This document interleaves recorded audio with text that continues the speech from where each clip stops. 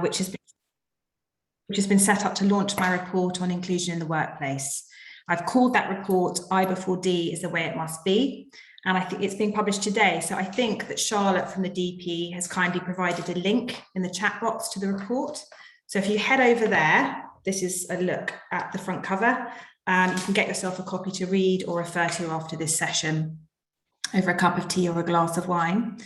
In terms of the order of things today, I've prepared a short introduction to begin the session, and then we're going to move into a Q&A with my fellow speakers.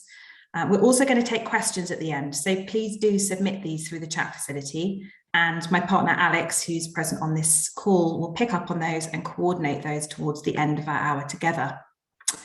So to get started, I'm going to set the scene a bit so you can understand a little bit about who I am and why I'm here. I am a believer in the power of storytelling, so I'm going to attempt to blend the professional with the personal, which I hope will make for a bit of a more rounded and interesting introduction. Starting with the basics, my name is Caroline Keach. I'm the founding director of a specialist executive search firm called Halsey Keach, and we have offices in the City of London and also in Weybridge, Surrey, which is where I am now. As a firm, we focus exclusively on what's known as governance, regulatory and controls functions. So those include audit, risk, compliance, all across financial services. So most of the roles we fill interact closely with regulators and hold a relevant designation under the SMCR. We've worked with the investment and savings industry extensively, and I would imagine that I'm directly connected with many of you in today's audience or through your colleagues in those risk and regulatory functions. In terms of my own background, I've worked in the search industry since I was 23 years old, so for nearly 20 years now. But I did come into the city somewhat against my wishes. Sadly, I lost my mum to a serious illness while I was at university, and the impact of that situation meant I really didn't have the most purposeful start to my career. So after a fair amount of arm twisting and soul searching, I agreed to join my late father, Nigel Halsey, who some of you may have met in years gone by, at his search firm, Halsey Consulting, which was based on Leadenhall Street back then. I think it's fair to say that I found the financial services industry tricky to navigate in my early career. Halsey Consulting was well established and had an excellent reputation. But back in 2003, the environment and the work, both in financial services and executive search, still felt like a serious, jargon-heavy, quite monochrome affair to me. Inclusion and diversity weren't really talked about very much at all, but even then I could sense that the somewhat marginalised position I held as a young and experienced woman in what felt like a stern and unforgiving and male-driven industry was very real. I worked alongside my late father for 12 years, all the way up to 2015, and a few things stand out from my early years learning the ropes. And I wonder if some people here might have similar memories. I didn't feel back then as if I could ask basic questions without being judged. And yet detailed knowledge was pretty much assumed in all the circumstances I found myself in. I also felt a real pressure to blend in terms of what I looked like, what I sounded like, and what I wore. And as a third-party provider in our work, visiting different clients every day of the week, I think what I was learning was the importance of changing myself to suit whatever room I happened to be in. Many years later, I do realise it wasn't me making those feelings up from nowhere. That really was a key message that hung in the air in many of the places I went, to be like other people, to not draw attention to myself if there was a chance it could be negatively perceived, not to mess up, not to ask questions unless they were really clever ones, and not to stand out unless it was to say something truly impressive. That might have been a uniquely personal experience, but I honestly felt like that. And I realize now the extent to which I was holding myself back. It directly affected my ability to make a difference, and it directly affected my well-being at the time too. Over time, of course, I adapted to survive, and I found a way that worked for me. And the years that followed included the financial crisis, which catalyzed a period of time where the financial services industry had to ask itself some really fundamental questions regarding its actions, its reputation, and its role in society, including how it was treating people. By 2015, I was the married mother of a little boy named Ben. He was 3 years old back then, and I was by then the established deputy head of the family business. Sadly, my father fell very ill over that winter and passed away in March 2015. And this marked the start of another incredibly difficult period of time for my family. But I did have one of those periods in life where I was strongly guided by my sense of instinct and purpose, and I founded Halsey Keach.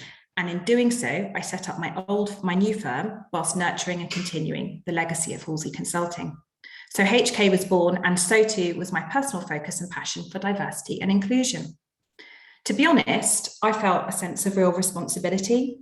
Given my circumstances, I knew that I had to work out what I&D meant to me personally, why it matters to society, why it matters to our industry, and how we at HK could help to truly be part of the solution through our work. This leads me to my involvement with the Diversity Project. I first spoke to Jane Welch back in 2016 when the initiative was very young, and I knew I had to be involved. Thanks to those early conversations, I've grown to understand the work of the DP, and we contribute in any way that we can. Whilst we aren't an investment business ourselves, we are exposed to lots of them. So I set about thinking to myself, what is truly unique about what we do and see and hear through our work that's really genuinely useful? Here are a few observations.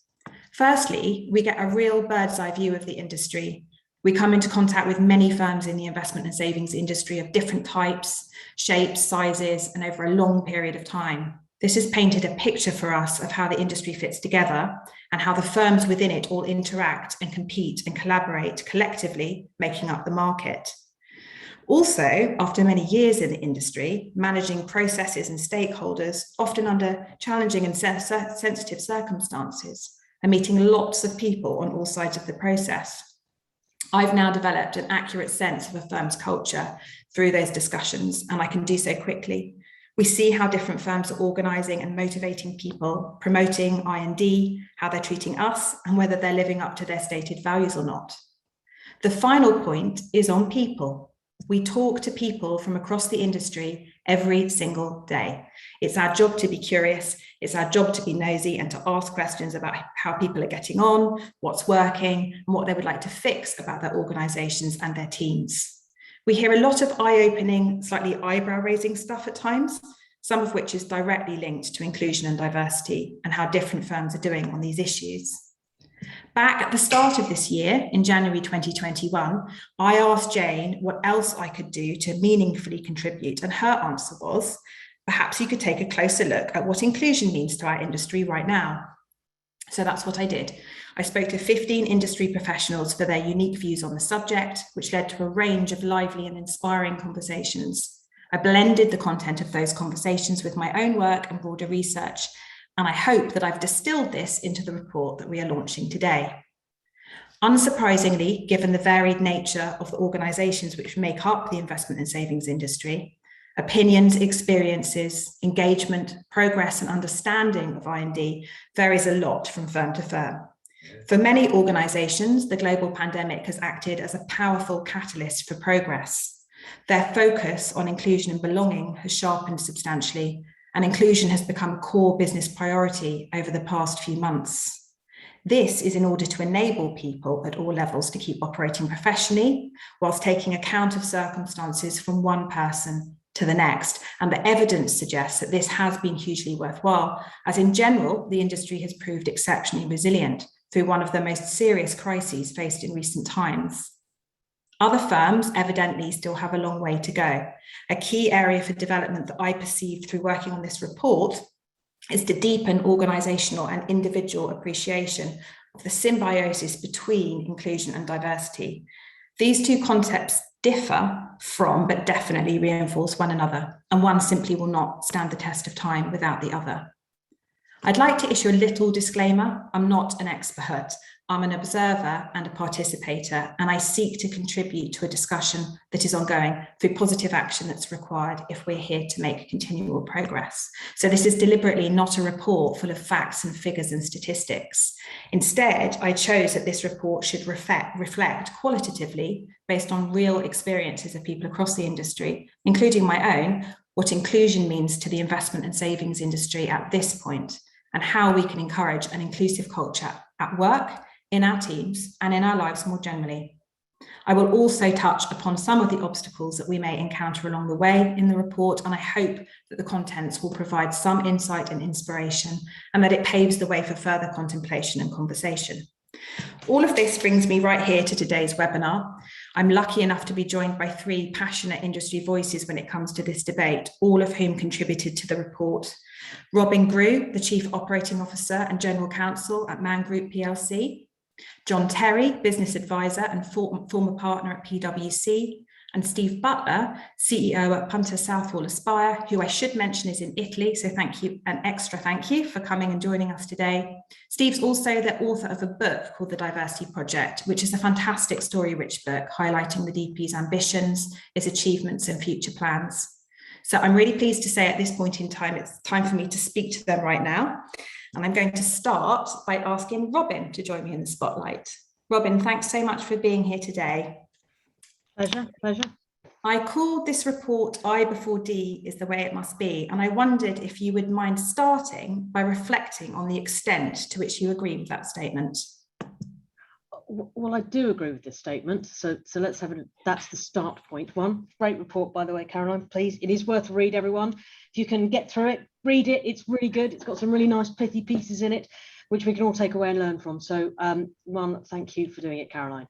Two, inclusion is, for me, the most important part in many ways of this whole debate. Diversity is one thing, but without inclusion, I'm not sure you achieve anything, quite simply. For me, it's a bit like scouring the best grocery stores for the best and rarest ingredients for that most fantastic dish that you've been meaning to try for years and years and years. Finally, getting all of those ingredients and then putting them in a cupboard or possibly in the fridge and leaving them there to spoil. You have to have inclusion. Inclusion is part of ensuring that you get the benefit from all of those efforts of bringing together diversity. It is about ensuring that you are reaping the reward of difference, of celebrating it, of mining it, of ensuring that you've got the challenge and the creativity that difference brings into an organization. Without inclusion, you have a numbers game, and pretty much that's all you've got. And by the way, even if you manage to get diversity in your workforce, as far as I'm concerned, without inclusion, it won't last, and you certainly won't prosper on the back of it. And so I think it is important that inclusion comes before diversity in many ways. I think without it, you don't achieve anything, really. But I still think that whatever you want to call it, and in whatever order you want to use these words, the most important thing is that you do something about it. That's the real crux of this for me. And I think that's what hopefully we'll be talking about amongst this group of people today. Thanks, Robin. That's a fantastic start. And we'll come back and pick up on some of the content of that first reflection, I think, as we talk together. I wonder if I might pick on John now, for want of a better phrase. Hi, John. Thank you so much for joining today. I wonder if you could talk to us about the broad benefits of inclusion in the workplace. So we've just discussed with Robin the importance of the relationship between inclusion and diversity. Can you just talk more holistically about why inclusion matters from your perspective? Well, I'll start by saying inclusion matters because it's simply the right thing to do. If I didn't say that, my mother would shout at me because she keeps on reminding me that whatever you do, it always has to be the right thing. Mm-hmm. But look, we live and breathe an industry that is dominated not by what is the right thing to do, but what actually makes business sense, typically in the short and medium term, which I always find quite amusing, by the way, given that actually this industry is a long-term business, but decisions are often made in the short and medium term. And so you can't get away. You need to think about what are the business benefits of having an inclusive organization. And I could talk about, innovation. I could talk about collaboration. I could talk about, a whole bunch of things that research has come up with. But actually, the critical thing is that a truly inclusive organization is an organization where everyone wants to get up in the morning and actually work with their colleagues and work at that organization and give of their best all of the time. And it's when people are giving of their best, it's when people are happy and actually want to be in that business, want to be in those teams, that is when you actually get their best, and that's when the business actually thrives. And people want to work in organizations whose values are aligned to their own personal values. And I've yet to come across a single person in my life whose value is, I actually want to be the odd one out. Everyone wants to be included. And most importantly, and that is more than not being excluded. And I think that's actually something I'm sure we will touch on a bit later. And so it's really about having a business where everybody can be themselves and actually be happy working in that business and giving of their best, and all the benefits that come from that from a business perspective. Thank you, John. Just picking up on that, can you discuss a little bit with us, share your thoughts on the difference between the organisational responsibility and the individual responsibility there? Clearly, organisations will lead the way, set the tone, and there's big, conversations happening all the time about how to develop an inclusive culture.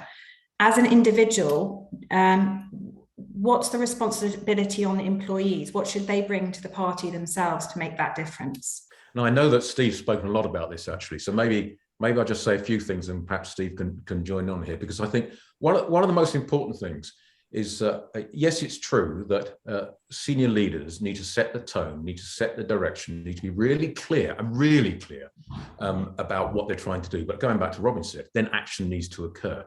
Everybody, from the most junior person in that organization to the most senior person in the organization, has a personal responsibility, because they influence every single day, indeed every minute of every single day, as they interact with their colleagues and indeed with third parties.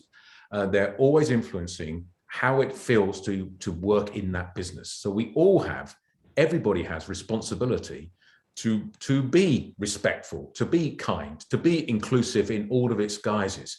Now, there are specifics of responsibilities, for more senior people, and indeed an area where I know Steve's passionate about, which is around middle managers who spend their time actually managing people on a day-to-day basis. But everyone has responsibility. We all have obligations and responsibilities. And culture is built from individuals upwards. It's not built from downwards. Downwards sets the tone. That sets the direction, but it's the individuals in the business that actually makes the culture work or not to the way you actually want it to be. Thank you, John. And I will move to Steve in a moment. I'm picking up an awful lot on the importance of EQ in an industry which over many decades has been very proud of its high IQ. I also, clearly, being a decent human being and bringing those sorts of behaviours to bear in the workplace means different things to different people. So it is a complex affair when you're doing it properly. Steve, I know how passionate you are about this through the one or two conversations. In fact, I had my first coffee with you in person after the pandemic. So we have spoken about this, clearly your book and your work as a CEO as well. Would you just mind talking to us a little bit about your belief when it comes to the most effective ways of creating an inclusive culture in the workplace? Perhaps picking up on some of what John has mentioned about middle management and everyone having responsibility. Yeah, absolutely. Hi, Caroline, by the way, and I really enjoyed that. It was lovely to get out. So yeah, I echo John's comments. The culture of an organisation has to be organic. It comes from everyone within the business. It's not something someone at the organisation can say, yes, we're going to have an inclusive culture and here's a checklist of things that we must do. Everyone in the business needs to be involved. But it's also a journey. It's a journey of trial and error. Every organisation is different. Every culture within an organisation is different. So you have to acknowledge that you're going on a long journey, and it's a long journey which will have successes and failures. And every time you have a failure, you need to kind of learn from that and kind of change your approach. As you change behaviours in organisation, it's going to expose different behaviours. So you need an organisation where people are willing to speak up and say, well, I acknowledge what we're doing there is good, but it doesn't work well for me over here. And I think that open and honest dialogue within the organisation allows that to happen. Now, as you've kind of mentioned, the unsung heroes in any organisation are the middle managers, because they get blamed for everything from the top down, and they get blamed for everything from the bottom up, and they're never going to get it right. So I think if we're thinking about how can we effectively create an inclusive culture, we've got to equip our middle managers. We've got to kind of get them to reflect, get them to think about how we organise ourselves and what best practice looks like. And that's different in every organisation. Within my own organisation, I have monthly manager networks where we come together in small groups and we look at different management problems through a diversity and inclusion lens. And we collectively discuss our experiences and we collectively kind of agree what best practice would look like in our organisation. So our management practice and our management style is very much shaped together in that kind of sharing of experiences and how that works. So I think that's important. The other thing, it's got to come from the grassroots. So again, in my own organisation, we've created a people strategy group, which is made up of people across the business, different geographies, different roles, different disciplines, etc. And their job is to focus on what the business needs to look like for it to be a nice place to work. And they bring together ideas from across the business as to how we can kind of shape our culture to create this inclusive environment. So I think a combination of, bringing your managers together in a structured way, bringing your employees together in a structured way, and allowing that to kind of shape the culture, and giving the freedom for it to grow and make mistakes is how you're going to evolve the culture over time. Thanks, Steve. There's a few words that pop out when you're talking, and one of them is safety, and one of them is support, and the other is resilience. And I wonder if I could come back to Robin and ask a little bit about the word resilience. To be brave and to change things and to make progress, it can be difficult. We've all said that. Can you talk to me, Robin, about the importance of resilience when it comes to creating an inclusive culture and how that pops up within your organisation? Yes, for sure. Resilience is a buzzword for everybody, I think, at the moment, across all of our organisations in whatever format you have, by the way. But it's equally certainly applicable in the diversity and inclusion, or the inclusion and diversity debate and challenge. I'll pick up on a couple of things that Steve said. You have to, number one, you have to be prepared to fail at this. Not every single thing that you do within an organisation will work. There isn't one thing. If there was one thing, then we'd all have done it and we wouldn't be having this conversation, and the world would be a better place, I think, not just for not having this conversation. But I think that, so the reality for me is that you've got to keep going. You've got to get up every single day and continue to try and sort this out. If you look left and right in most of our organisations, we're not where we need to be or where we want to be. So keeping on going is actually one of the biggest challenges. I think the other challenge that tends to happen in organisations is it's always the same people. So it's always the same people who put up their hands. It's always the same people who come to the meetings, and it's always the same people who are organising the events and thinking about it. And actually, it's really important that they don't get fatigued in this process, that you create organisation and you spread the joy of driving some of these initiatives through. You look around you and ensure that you're not continuing to have events with only the same people. If that's the case, you're not reaching the rest of the organisation. How do you get them engaged? How do you drive those other people forward in this discussion? I think the other piece of resilience that we have to probably call out is the one which is the unbelievers or the difficult conversations. Are you prepared as an organisation to have the difficult conversations with people and hold people accountable? It's okay. I completely agree with John. Tone is set from the top, but it's not enough. And I totally agree with Steve that you need to have grassroots and you need to be listening to the organisation. But you also need to hold your own organisation accountable and the individuals within the organisation accountable. If you are seeing behaviours, if you are witnessing disengagement, if people are not all on the journey, then you might want to have and need to have a few quite uncomfortable conversations. And I think that's okay. And I don't think we should shy away from them, but it takes a bit of resilience to keep doing that. And I think you have to recognize that there are people who are finding this change difficult. And you have to address those issues in those conversations as much as you have to address the discomfort that we should all get comfortable with of what it means to have difference in your organization. You don't have the easier conversations anymore. You shouldn't. It should be something where you're getting different ideas. That's okay. But with that comes a need to be resilient in your own space, in your own skin, in your own organizations. And therefore, I think resilience is a multifaceted tool in this space, and I encourage it, but it can be exhausting, but for all the good reasons. Thanks, Robin.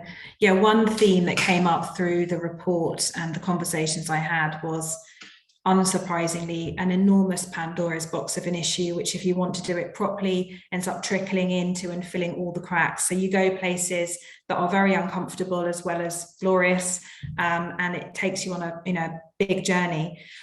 With an eye on the time and with a view to sort of talking about some of the questions that I know I was asked and was asking during the report. John, I wonder if you could maybe talk about our industry's desire to measure, which, as we know, is a way of ensuring that progress is made. How, in your view, can you assess or measure inclusiveness within an organisation, and how can you start? Well, first of all, I'm going to berate the industry, because you say the desire to measure, and that's true. The industry is obsessed with measurement, and I wish the industry was obsessed with measuring diversity and inclusion.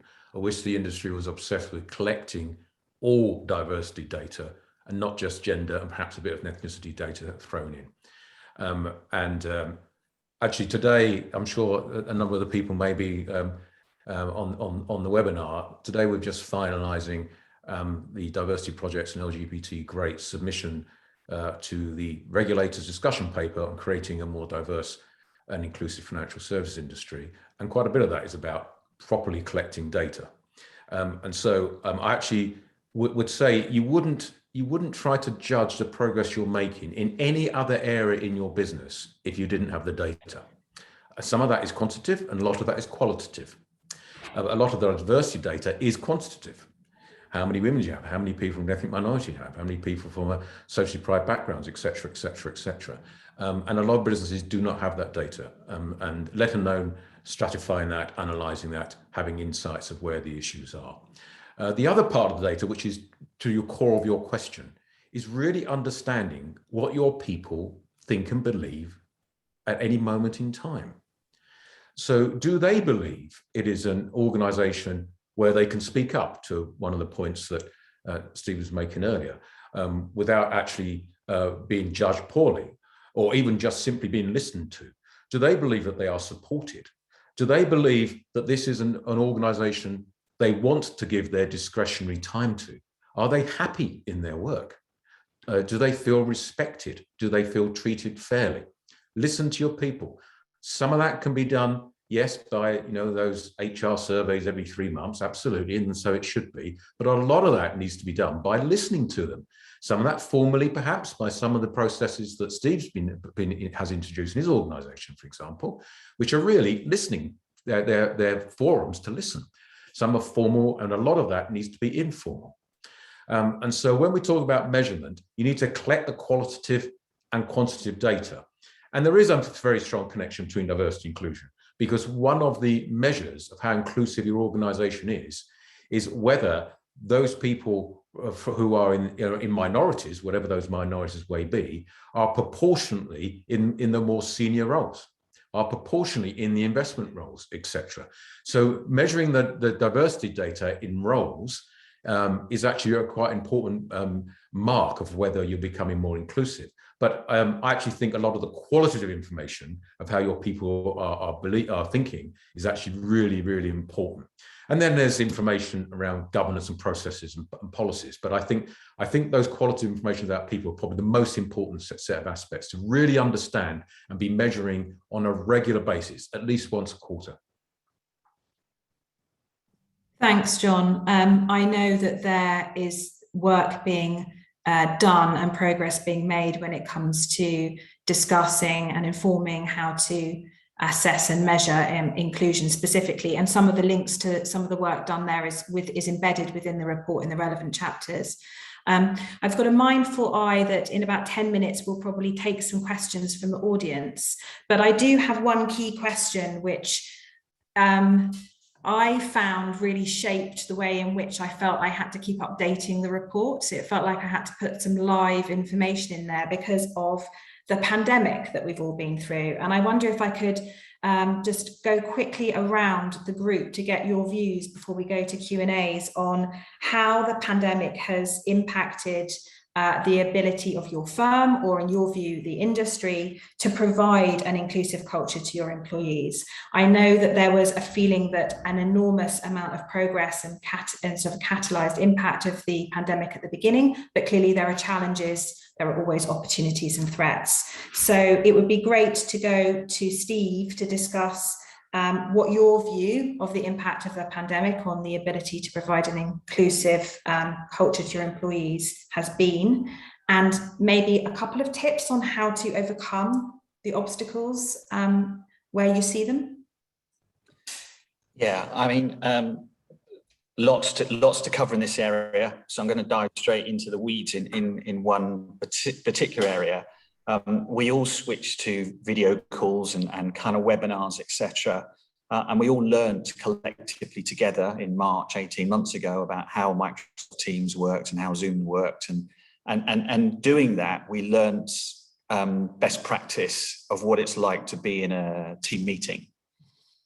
So turn taking around the meeting, putting up the hand to ask a question, the chair asking around the table questions, etc. These are all very inclusive practices that have been a result of switching to Teams, and have kind of removed some of the exclusive practices. So I think that's one area that I think's worked really, really well for ourselves without covering all the areas. Thanks. Thank you, Steve. And Robin, I wonder if you would share some of your experiences over the last 18 months. There was good and bad, as you rightly say. I think what we learned over the last 18 months was that women, particularly mothers, found themselves in a really difficult position. What we have learned statistically is that women were the people whose primary sort of role, if you had children, were finding themselves looking after the kids and trying to hold down a job. And I think we all saw that stress and strain in those spaces. And I think we've seen a fatigue for parents, particularly through the pandemic. Having said that, I think we have learned some really fantastic pieces on with Steve. I think the Zoom, Teams, WebEx, whatever we use, culture has been a great leveler. Everybody's been able, we've had events where we've had 900 people on a WebEx kind of thing. I mean, you could never reach that amount of people in one go before now. And it's a tremendous opportunity. I think we have learned to be better communicators than we've ever been, certainly at Man Group. And one of the things we need to do is make sure we continue to do that. I think it's also been remarkably humanizing. So we have literally invited our colleagues into our front rooms and our bedrooms and our dining rooms and sometimes our gardens. We've met our kids, we've met the dog, we've met the cat, we've met the budgerigar, sometimes all simultaneously. And that has been really rather remarkable. It's in some ways it's broken down those barriers where we think of each other not as human beings sometimes. That has been incredibly important in inclusion, to understand that you're literally walking into somebody else's life and you have a much more real sense of what that life might look like and what the rest of their world might be and what they might leave at the door when they come into your offices because they haven't felt comfortable. And learning the whole person is something we need to continue to grasp onto and grab hold of. The last thing I'd say, and I'm sorry if I'm taking up some time, was I think one of the most powerful conversations around diversity and inclusion was through the summer after the murder of George Floyd in our organisation. I think many, many organisations felt this. And the pain that was felt through that time was intense. And some of the most difficult conversations were ones we had over Zooms and over WebExes. And they were heartbreaking and uncomfortable and difficult, and some of the best to change an organisation and to change our our own actions as individuals in life. And so whilst the pandemic, and it still continues, is certainly a challenge and has certainly reaped some negatives and has caused enormous heartbreak and trauma, it has also produced an ability and a springboard for us to move forward in this space in particular and not forget our lessons. And that, I think, is incredibly important, that none of us let go of those lessons that have been so powerful for us. So with that, I'll hand over to John, I guess. Thanks, Robin. That's great. Yeah, John, I'm not going to complicate the question. I just love to hear your views. Well, I'm going to just reinforce what Robin said. I think she's articulated extremely well. There is an enormous opportunity for the industry here, because I think it's probably fair to say the vast majority of organisations were very sceptical about whether actually, they could be as productive, and as profitable as they were prior to the pandemic. And they've had their eyes open to the fact, well, maybe we should have done this 5 years ago. Maybe we should have had greater flexibility in our work patterns. Maybe actually we should have actually upped our technology and allowed and trusted our people much more. But actually, I think the human piece that Robin said there, I think, is the real critical piece. Maybe we should have taken more time to really understand a little bit more about each and every one of our colleagues. And there's a huge opportunity here, but there's also a huge risk, because there is a huge risk that organizations will navigate over time back to old ways of working, which would include, for example, if you're not in the room, then you're not actually heard. And there are all those great benefits of running meetings and not talking over people, particularly men talking over women, for example. They'll just be thrown out the window. And so I think there is an enormous obligation on everybody, but particularly the senior people in organizations, to ensure that does not happen. There's an enormous opportunity to actually embrace on a continual basis, really understanding the stresses and strains which individuals in your organization and challenges they have on a daily basis, and being adaptive to that, rather than, Mary's had to go again at 4 o'clock to go and look after the kid, which, if we're honest, has been the way in which many men have thought, even fathers have thought for many years. And so perhaps now is it is a huge opportunity. There is a risk here, and I know it's not the industry specific, but I saw a Mori poll that was published this morning, which was specific about women and whether they thought there'd be greater equality post-pandemic. Guess what? Significant majority believe things are going to go backwards, not forwards. And so there's a great opportunity to prove people wrong, and partly, of course, by continuing to embrace everyone in the organization as part of the solution, and not considering difference as a problem, but actually to see it as a positive and part of the solution. Thanks, John. That's a fantastic point at which I think we might turn to the audience to see what questions they have for us. We've got about 15 minutes for questions, and I haven't been capable enough multitasker, despite being a mother to 2 children, running a business and doing all this. I haven't developed an ability to check chat boxes at the same time as interviewing people. So Alex, I wonder if you fished out a few questions that you think would be most interesting to listen to over the next 15 minutes together. Yeah, indeed. We've had some really good participation from the audience. So I've been doing my best to keep up and to sort of structure and filter what would be appropriate questions to ask at this point, because we've also covered a lot of ground through the discussion. It's probably a good question for Steve has just come through, just based on what we've just been talking about in terms of the impact of the pandemic and how the working model, potentially a hybrid working model, takes shape over the months and years to come. And it's quite a perceptive question, which is, what actually do you see as the biggest long-term challenges to diversity and inclusion posed by the hybrid working model? I suppose, Steve, you may be thinking about how hybrid working takes shape for your own organization. Are there any risks on your mind and how you might address those? Yeah, the challenge, and it's a challenge, is a point that kind of John made, that if you're not in the room, your voice doesn't count. So how do we make sure in a hybrid working world that everyone is in the room? And this is a tricky one, and I don't know the answer, but for now, within my own organisation, I'm saying we are either in a meeting all together in the office, or we are all together on Teams using the video technology.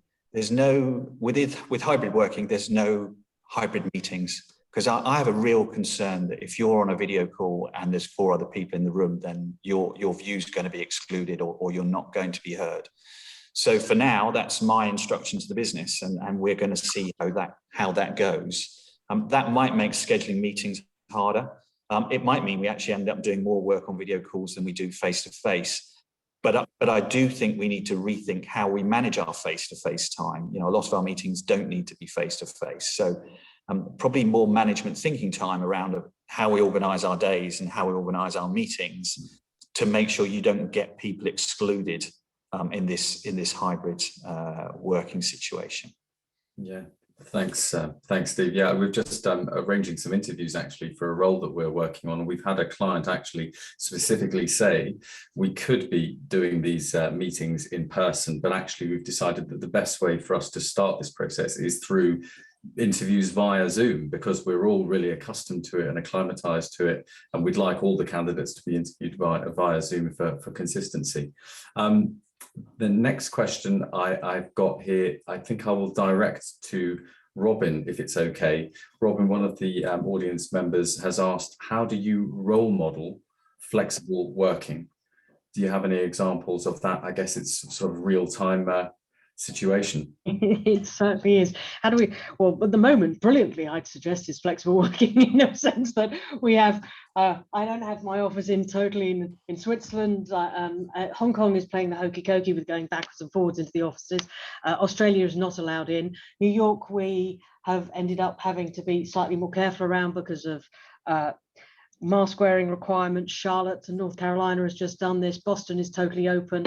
So right now, in some ways, we have more ability to show how this can all continue to work. Hybrid working is a challenge. And I think that's what Steve and John and others are pulling on the string of, is when everybody's out of an office, it's easier. When everybody's in an office, it's easier. When everybody's in a mixture of the two, how do you ensure the level playing field?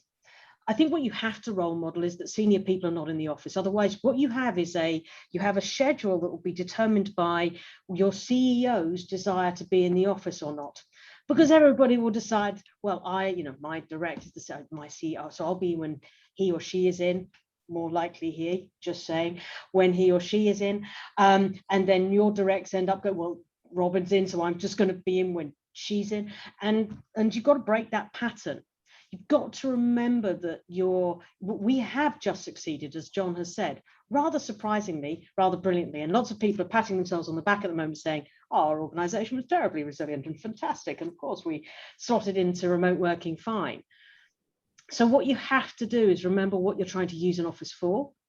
And you have to be more active in the thought process about how you want to hold meetings, when you hold meetings, what you are collaborating on, having excessive meetings for no good reason. How much is done in corridors?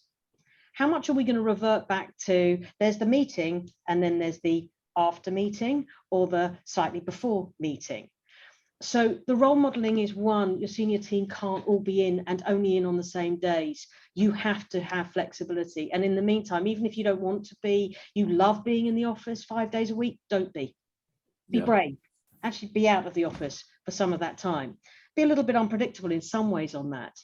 Don't insist on the executive team all being in on one day. Don't. Run those meetings like we've been running them, at least in the short term, until you break some patterns and habits. Yeah. Be alive to the fact that if you're having those backdoor conversations, know what you're doing is being exclusionary, not inclusive. I think you've got to own the language of this. And I think that is where, and start to challenge your own management teams about how they're doing things. Yeah. How are you running it? What are the practices? What is the etiquette? I live in New York. I spend my life on WebExes with my teams anyway. My senior team, the rest of the senior team is all in London. I know what it feels like to be outside of that room. Mm. Yeah, that's another question actually that's come through. In an age of, this is a touch sensitive, so let's mind how we go, but in an age where we talk about the culture wars, and there are lots of different and diverging points of view on some of these quite sensitive topics. Robin, if you'd like to give this a go, how do you deal with objections to the topic of, inclusion? People sort of standing up and saying, I'm not that cool with inclusion, or, I don't see the point of diversity, and that's my point of view, and it's a free country, and I'm entitled to that point of view. You are entitled to that point of view in a free country. And I think that it is just not the point of view that I have in my organisation. And the reality for me is that I want an organisation that has the brightest and the best, and they don't just come from one demographic. And I want to create a space where everybody is empowered and has runway and can excel. And anything that gets in the way of that, because ultimately I have a responsibility, and the responsibility is to the savers and to the pension holders that I am running money for every single day. And I have a responsibility to deliver to them the very, very best business that I can. I am here to return alpha to them. I'm here to ensure that their retirement is the very best retirement that they can have. That's my job. And I need the very, very best people to do that. And I want them to work in a space where they're feeling empowered and their voices matter and they are valued. And then I can do the very best job I can do. So if you don't want an inclusive environment, that's terrific. Go find a place which doesn't want to have that. And I'm pretty simple on this. You can have your own views, but I need to, and I want to. And the very smartest people I know want to work with the very smartest people they can get their hands on. I benefit from that personally, and my business benefits from it every single day. Don't be afraid of saying that. You want your own views? Go ahead. Yeah, absolutely. Well, it's about lively exchanges of views, reaching sort of truth between disagreements between friends. John, a question's come in regarding measurement, and the point was an earlier question was, what can be measured can be acted upon. You mentioned quarterly qualitative inclusiveness assessments. Are there any that you'd recommend in particular? Are there any particular tools out there that you work with that you could point people in the direction of? Well, I'm going to give a typical non-consultant's answer. It's one of the nice things about no longer being a consultant after 35 years. So I could say, and it is true, that all of the big four have their own inclusion indices, and so you go and talk to them and they will come up with their standard inclusion index.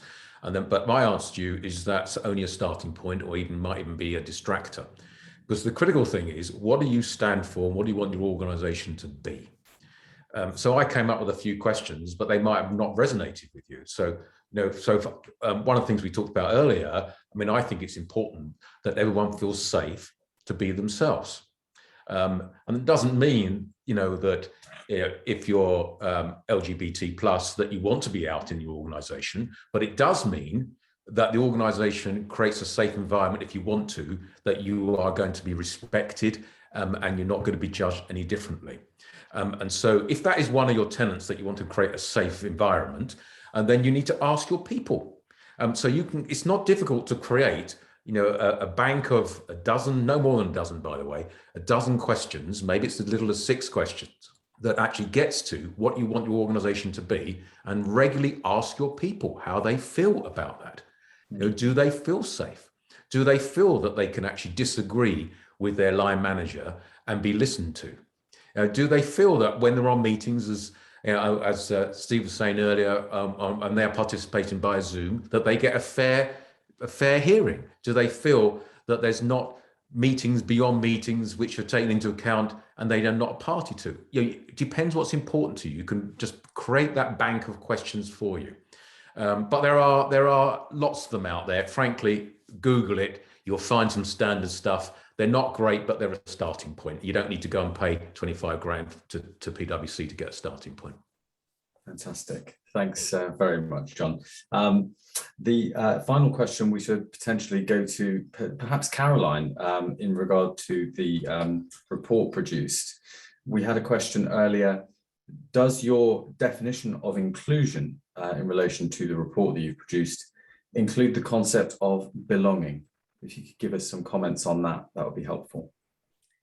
Yes, it absolutely does. And I am quite conscious that there was a link to the report included right at the beginning of this seminar, this session, when not everybody might have joined. So I wonder, Alex, if you could put my email address into the chat box for anybody who hasn't managed to find that link, and I will send a copy across to you individually, personally, if you email me. Yes. Inclusion and belonging. I mean, one, again, you know, talk about cracks and sort of dropping water down and it filling all the cracks. Once you start, you can't stop. And one of the major words that came up when I was talking to people about what inclusion meant was the word belonging. And actually, I have a couple of powerful examples within the report itself about how you can create an inclusive culture, but if you're not careful, people may not feel like they belong anyway, and they may actually quite quietly leave that organization in a way that which is completely imperceptible to those in the organization who think that they're doing everything they can to make people feel like they do belong. Microaggressions come up quite a lot when it comes to reasons why people may not feel they belong, and I think we can all experience that. There's something about the sense of belonging that's deeply personal, and for some people, they will feel it more easily than others. So yeah, I encourage you to dig within the report, and you will see that there is a section in there that talks quite specifically about that. And will also point you in the direction of some books and some other materials that might help develop that concept a bit further. I'm actually going to take the opportunity, because I know the Diversity Project are hosting another, given that we're in the middle of National Inclusion Week, another webinar at bang on the dot of 3:30, and I don't want us to be cut off while we're saying goodbye. I do have a couple of closing comments, and one of them is a call to action. And I'm going to close on that, and I'm also going to quote Robin. I quote Robin at the end of the report, and I'm going to quote her again here. The final quote in my report, as I just mentioned, comes from Robin Grew. I asked Robin in our conversation earlier this year if the investment and savings industry can make meaningful progress when it comes to inclusion in the workplace, how I felt, how positive she felt about that. And her answer was as follows. I'm going to quote her verbatim. In financial services generally, we like to think of ourselves as being smart and being good at doing difficult things. To be relevant to clients, we have to change and adapt.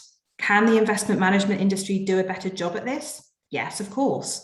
Can we create a space where diverse candidates are welcome, celebrated, sponsored, mentored, embraced? Yes, if we want to.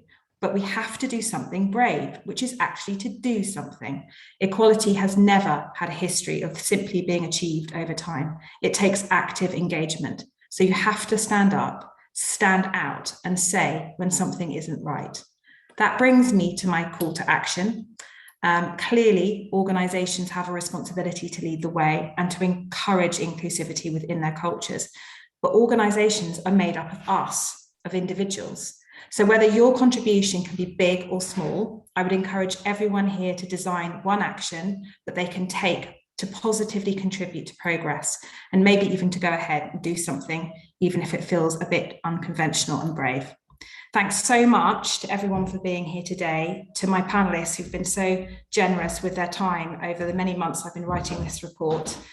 My commitment further to this webinar is to make myself available to anyone who would like to discuss this matter further with me, or to explore my views on how to run truly inclusive search processes, of which I have many. So please feel welcome to make contact with me by email or via LinkedIn. And in the meantime, all I can say is thank you very much again. Thank you. Bye-bye all.